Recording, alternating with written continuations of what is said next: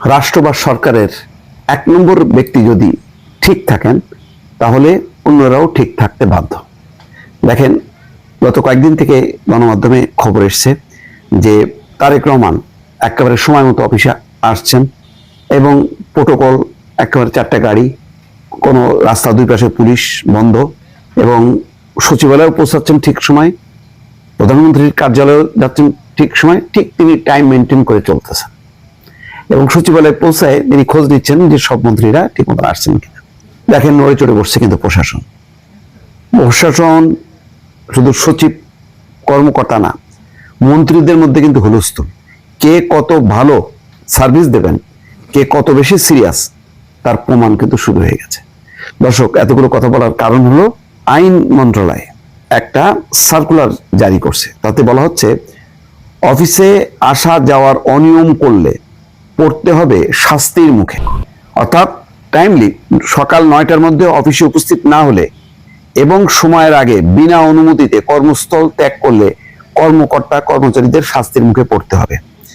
আজ সোমবার, গতকাল সোমবার, সরকারি কর্মচারী বিধিমালা 2019 অনুযায়ী বিনা অনুমতিতে অনুপস্থিতি, অফিস ত্যাগ এবং দেরি করে উপস্থিতিকে শাস্তিযোগ্য অপরাধ হিসেবে উল্লেখ করে আদেশ জারি করেছে আইন এবং বিচার বিভাগ। অফিস আদেশে বলা হয়, সব কর্মকর্তা কর্মচারীকে কর্মদিবসের সকাল 9টার মধ্যে নিজ নিজ দপ্তরে হাজির হইতে হবে। অফিস সময় শেষ হওয়ার আগে কেউ দপ্তর ত্যাগ করতে পারবেন না। রমজান মাসে বেলা 3:30টার আগে এবং রমজান পরবর্তী সময় বিকাল 5টার আগে অফিস ত্যাগ নিষিদ্ধ থাকবে। দপ্তর বা জরুরি প্রয়োজন হলে সেটা অনুমতি নিয়ে যাইতে হবে। এই যে বিধিবিধানটা, এটা কি মনে করেন এমনি এমনি হইলো না? ওই যে 1 নম্বর ব্যক্তি যেদিকে টার্ন করবে, বাকিরা কিন্তু ওই দিকেই ধাবিত হবে। আমি মনে করি যে এই যে আজকে আইন মন্ত্রণালয় এই আদেশ জারি করলো, তার মানে আইন মন্ত্রী নিজেও টাইম দিয়ে আসবেন, সবাইকে নিশ্চিত করবেন। প্রধানমন্ত্রী নিজে আসছেন, তার দপ্তরও একদম সতর্ক সজাগ, অন্য অন্য মন্ত্রীরাও হবে। এই জন্য বলছি যে রাষ্ট্রের 1 নম্বর ব্যক্তির উপর কিন্তু বাংলাদেশের, এটা ঠিক, এখনো আমরা যতই বলি না কেন যে প্রাতিষ্ঠানিকীকরণটা সম্ভব না। আগে 1 নম্বর ব্যক্তিকে যদি ঠিক না থাকে, তাহলে আপনি শুধু বাংলাদেশ কেন, কোনো বিশ্বে কোথাও কোনো শৃঙ্খলার মধ্যে আনা যায় না। এটা হচ্ছে একটা বড় প্রমাণ। বিগত অন্তর্বর্তী সরকারের সময়টা দেখেন, কত বিশৃঙ্খল অবস্থা।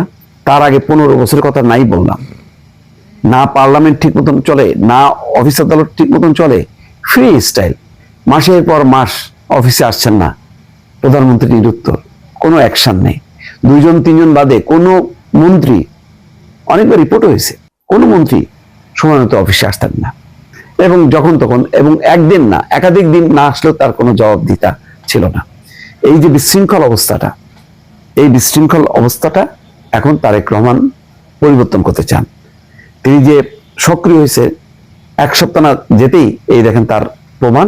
আইন মন্ত্রণালয় নড়ে চড়ে বসছে, এবং আমার ধারণা যে অন্যান্য মন্ত্রণালয়ও এই পথ অনুসরণ করে ঠিক থাকবে। তাহলে কাজগুলো ঠিক মতন হবে, জনগণ সার্ভিসটা পাবে, ফাইল স্তূপ আকারে জমা পড়বে না। দর্শক।